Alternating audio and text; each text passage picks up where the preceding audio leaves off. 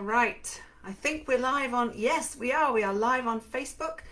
I'm going to go live on Instagram as well. Here we are, we're live on both platforms. I hope you can see me. I hope you can see yes, I should be able to see the comments. Good morning and welcome to First Chapter Fun. It is 11:30 a.m. Eastern Time on a Tuesday, and that means it's time for the first Chapter Fun episode of this week. Every Tuesday and every Thursday, this is the place on Instagram, on First Chapter Fun, and on Facebook up here on First Chapter Fun, that Hank, Philippi, Ryan and I read the first chapter of a different book, not ours, but other authors, twice a week. So if this is the first time you've joined, you have 65 episodes to go and catch up on. 65. This is episode 66, would you believe? And I'm delighted to be here and introduce you to our book of the day. But first, let me tell you a couple of things. First of all, sometimes Facebook and Instagram don't like what we're doing and they chuck us out. Did anybody have a Zoom event yesterday or try to get on Zoom yesterday? I had an event with the Cambridge Library with Samantha Bailey and with Mary Kubika, and we could not get Zoom to work for love or money. Turns out it wasn't us, it was Zoom. There were issues apparently with Zoom. So we managed to get there half an hour late with StreamYard, but we did have a we did have a backup, and we did manage. But hopefully Facebook and Instagram will cooperate today. If they don't, if they boot me out, if one or the other boots me out, don't worry. I will come back to the platform that cut me off and I'll start again. So go get yourself a cup of coffee, a cup of tea, and come back and I'll start the reading again from the beginning. So how is everyone doing? I see lots of comments. We have Ali on Facebook and Hank and Carla, Grace and Beth, lots of people joining. And Shannon says it's the first time that she's joined. Looking forward to watching the other videos. Well, welcome, Shannon. This is amazing that you're here. Thank you for joining us. So all of the videos have been saved on Facebook in the Facebook First Chapter Fun group. They're saved in the video archive. And on Instagram as well. They're all basically in the Instagram feed. You can't miss them if you go to all of our posts. So they're all there. They're all saved. You can go and have a look. Now let's see who has joined on Instagram. We have Hank. Hi, Hank. We have Michelle. We have Glennie. Glennie, I think, has watched every single episode. Thank you for that. That's amazing that you always tune in. We're so thrilled. We have Michelle, we have Lisa, we have Jen Jumper, also an avid watcher of First Chapter Fun, and Tracy Clark, for whom we will be reading in a couple of months. Sharon, read from Sharon's book too, Sharon During, She Lies Close. And Katie Tallo, of course, has joined, and it is with great pleasure that we are reading from Katie's book today. So let me make sure I get that. Look at that cover. Look how atmospheric that is. Dark August. Doesn't that look just so mesmerizing and awe-inspiring and dark, ominous, something's going to happen in this one. So let me ask how everyone's doing. These are still very strange times for us here now. The kids, my kids, they're teenagers in grades 10 and 11. They were supposed to have exams this week, so that hasn't really happened. And it was a long summer anyway, because Labor Day, it's weird how it falls. It's the first Monday in September, but the 31st of August is a Monday. So basically they were going to have 10 weeks off. And now without the exams this week, they have 11 weeks off. And they had jobs lined up, or they have jobs anyway. They've been working for a while.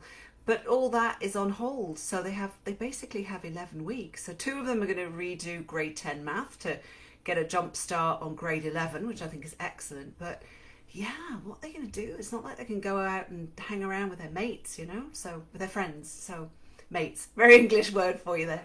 So how is everyone doing? We're not quite yet back to normal, that's for sure. Stuff has been opening up here slowly but surely, but we're still a long way from getting back to normal, aren't we? And frankly, I don't like going out so much anymore. The grocery shopping, yeah, sure. Out for walks, absolutely. But other than that, not yet a fan. So I hope you guys are all okay, and I hope First Chapter Fun gives you a little bit of a light window of relief twice a week. Michelle says she's hanging in there. Sharon says my teenager's sleep schedule is killing me. yeah, the online gaming is killing me. I mean, they're going to walk out here in September with square eyes, I swear. But I guess we do what we can, and we'll just bumble through this and make do. All right, so let me get back to today's book. There we go, Dark August by Katie Tallo, and let me tell you about Katie. Oh, yes, also Katie's watching, so if you would like to leave her questions and comments, please do so. On Facebook, Katie can always come back and answer them. On Instagram, you can ask them now. I will, of course, save the videos to Facebook and Instagram. But just drop her a note, let her know what you think, let her know, ask her a question about the characters or inspiration or whatever it might be. Because authors love engaging with readers. It's always so much fun. So do leave her a comment, because this is her debut as well. This is her debut book, her debut thriller. So yeah, let's all give her a great big welcome. I think it's amazing. Okay, so I'm babbling again because I'm excited about this book. I really am. So there it is, Dark August. And I'm now going to tell you about Katie. So Katie Tallo has been an award-winning screenwriter and director for over 2 decades, collaborating on projects in animation, television and motion pictures. She received support from the Ontario Arts Council and Canada Council for the Arts, and her films screened at the San Francisco International Film Festival, Sudbury Cinefest, Local Heroes International Film Festival and the NSI Film Exchange. At the age of 50, she was inspired to begin writing novels, and Dark August is her debut. As a freelance writer, Katie has contributed articles to Problogger, Zen Habits, Live Bold and Bloom, Write to Done, Be More with Less, Tiny Buddha and Rowdy Kittens. Rowdy Kittens! I'm going to have to look that up. That sounds hilarious. In 2013, Katie's manuscript 22 Mondays, aka Gone Monday, won top prize in the international, I'm not sure if it's Mslexia or Mslexia, Women's Novel Writing Competition. Katie has a daughter and lives with her husband in Ottawa, Ontario. Welcome, Katie. Congratulations on your debut. This beautiful book, sinister, compelling book, publishes next week on June 30th. Is that right? Yes, June 30th. So you don't have to wait long to get your hands on it. You can pre-order it today, and then you'll be able to get it next week. So not long to wait at all. So let me tell you about the book. Augusta Gus Monet is living an aimless existence with her grifter boyfriend when she learns that her great-grandmother, her last living relative, has just died. Ditching her boyfriend, Gus returns to the home she left as a young girl. Her inheritance turns out to be a dilapidated house and an old dog named Levi. While combing through her grandmother's possessions, Gus stumbles across an old trunk filled with long-lost childhood belongings. But that's not all the trunk contains. She also discovers cold case files that belonged to her mother, a disgraced police detective who died in a car accident when Gus was 8. Gus remembers her mother obsessing over these very same documents and photographs, especially a Polaroid of a young ballerina. When Gus spots a front-page news story about the unearthing of a body linked to one of the cold case files from her grandmother's trunk, she can't resist following her mother's clues. But is Gus ready to learn the truths that culminated on one terrible August night, more than a decade earlier, when lives were taken and secrets were presumed buried forever? Dark August introduces a bold new voice and will leave readers guessing until the final, startling conclusion. Well, if that doesn't sound like a cracking read, I don't know what does. Dark August, Katie Tallo. It publishes next week. So, who's ready to hear the first chapter? I am. I'm going to put my glasses on for this one because I can't see. And otherwise, I'll just make a mess of it. All right. So this is Dark August by Katie Tallo. Chapter 1. August 2018. Her gaze slips out of focus, turning the valley of purple loosestrife into a lavender sea that ebbs and flows in the hot breeze. Smells like cat piss. She continues to push through the scratchy weeds that made their way to North America in the hoof mud of 19th century heifers, stowaway seeds never meant to cross an ocean. Big-shouldered settlers took up arms against them, hacking, burning them alive, one season to the next, one generation to the next. Fathers and sons, daughters too, slashing and burning and cursing the flowery invaders, held them off for decades until an underground river of toxins turned golden cornfields to black muck and sent a town up in a ball of fire. With no one left to fight off the loosestrife, it spread, running rampant across acres of twitchgrass and wild rye, choking every living thing in its path out of existence, oblivious to the toxic sludge drenching its roots, maybe thriving because of it. Poison doesn't kill everything. The young woman is overwhelmed standing in their midst, a speck, a bug, an orphan child, a lone seed. 20 years old, yet feeling 8. She shuts her eyes, grabs hold of that 8-year-old's hand, holding tight to the past, holding on for dear life. She picks up her pace, knees high, bare legs etched with tiny cuts from the razor-sharp stems. Should have changed into long pants and sneakers instead of jean shorts and flip-flops, but she didn't think. She just bolted. Keys, ball cap, car, gone. Pit stop at the quickie to fuel up, then autopilot kicked in, like it does when she knows thinking is only going to get in the way. Took the 416 out of the city, then Highway 5 along the Rideau River. Knows the highway well now. The fork in the road near the Rust Red Barn, the lopsided flea market billboard that marks the halfway point, and the moss-eaten highway that leads straight into a town that once was, but is no more. The town that went up in that fireball, Elgin, Ontario. A settlement carved from nothing in the 1830s by Mormon missionaries, made nothing again by greed and spite and toxic wastewater. The late afternoon sun is baking her brain. She lifts her ball cap, pulls sweaty strands of auburn hair from her neck, twists and tucks her ponytail under the cap. Her dad's cap, the one from the 87 Masters when a nobody named Larry Mize beat a couple greats of the game. Her dad loved the underdog, loved the idea that anybody could do something great just once, and that would be enough. That would make his life matter forever. At least, that's how her mother told it. He wanted to name you after the home of the green jacket.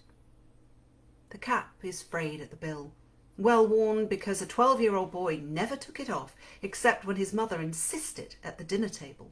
Frayed because that kid wore it right through high school and beyond. It was part of his off-duty guise, ball cap, t-shirt and jeans, jean jacket, cowboy boots. Same thing worn by every other country boy from small town Ontario in the early 80s. Now, she wears it. It smells like him, at least she imagines it does. Musty, like grass from the course where he caddied before becoming a cop. The cicadas buzz incessantly. Her tongue sticks to the roof of her mouth. She could die out here and never be found. Collapse in a heap of dehydrated bones and slowly get sucked underground by the loosestrife, her body liquefied by the wastewater bubbling below. She could die of 1,000 cuts, die of thirst. But none of these things is going to happen. Not today. Not even the mighty loosestrife can mess with her mission. And even though all roads leading to Elgin are permanently barricaded with concrete blockades bearing warning signs that say, "Road closed, do not enter, hazardous toxic waste, unauthorised entry banned," even though the fields around the town look more like a demilitarized no-go zone than a once thriving farm community, nothing is going to stop her. She drops into the past, sinking into the cave of her memories, a habit she mastered as a kid in boarding school.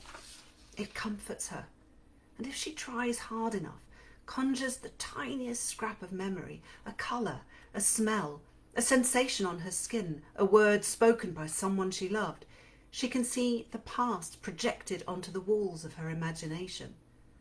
Once there, she can alter those flickerings to her liking, reshape the past, bring people back, undo the horrible things that happened, if only for a sweet second.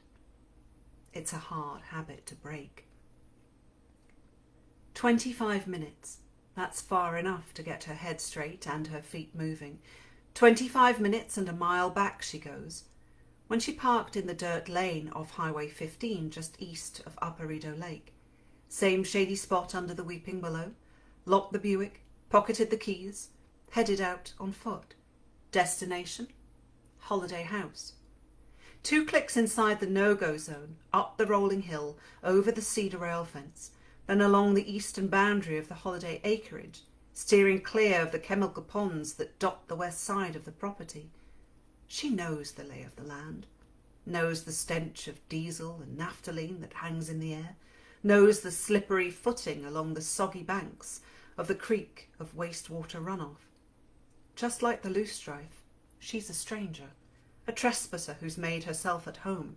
She's scaled the barbed wire fence around the defunct compressor station and yanked ivy from the headstones of graves.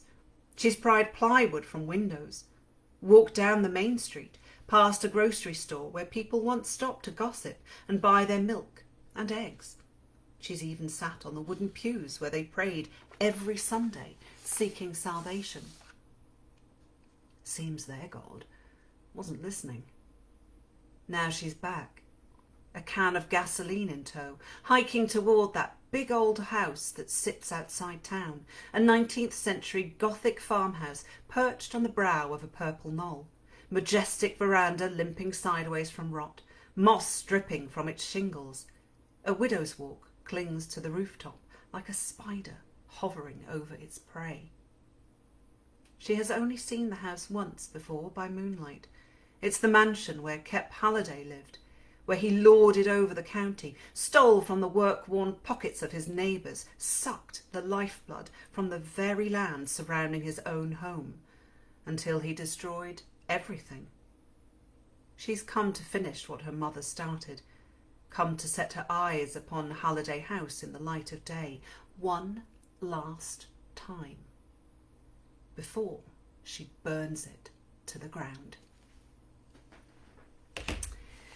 That was the first chapter of Dark August by Katie Tallo. That is so compelling, and I tell you what, there's one line, I mean there's a lot of lines that I love, but I absolutely love this part where she says she can see the past projected onto the walls of her imagination.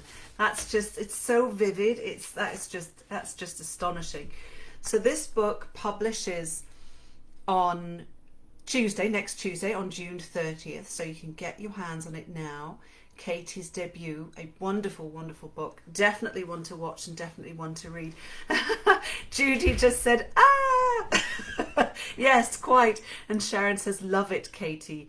We have lots and lots of comment that's intriguing and impressive. And yes, we have, we have Mama Opamus who just said, I finally found you. Oh, hurrah.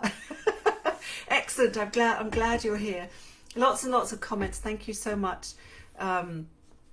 Katie will have to get you back here. We have Bradley. Oh, we have Brad from Audio Shelf. Audio Shelf. I love you guys. I love a good Gothic farmhouse. Yeah, no kidding. Going to give a quick shout out to Audio Shelf. Audio Shelf, Brad and Brittany, both on Facebook and on Instagram and on YouTube. They have a YouTube channel too. They review audiobooks and they're hilarious. So if you haven't discovered them yet, you must go find them because they're aces, as we would say in England. So that was today's episode.